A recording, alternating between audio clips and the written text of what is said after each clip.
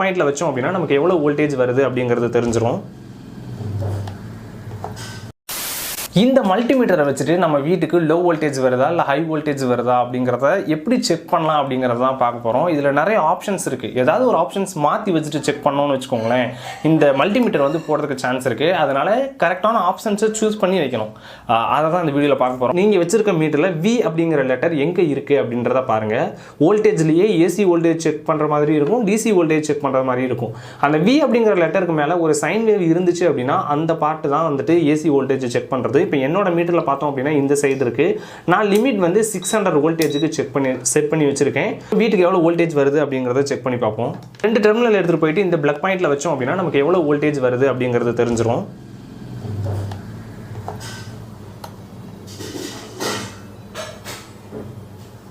Okay, இதை பார்த்தீங்க அப்படின்னா 230 வோல்டேஜ் வந்து நமக்கு காட்டுது. வோல்டேஜ் வந்து லோ வோல்டேஜ் இல்லை, ஹை வோல்டேஜ் இல்லை, ப்ராப்பரான வோல்டேஜ் வருது. உங்கள் வீட்லேயும் இந்த மாதிரி ப்ராப்ளம்ஸ் இருந்துச்சு அப்படின்னா எவ்வளோ வோல்டேஜ் வருது அப்படின்றத ஃபஸ்ட்டு செக் பண்ணணும்னு நினச்சிங்க அப்படின்னா இந்த மாதிரி ஒரு மீட்டர் வாங்கிட்டீங்க அப்படின்னா ஈஸியாக நம்மளால் செக் பண்ணிக்க முடியும்.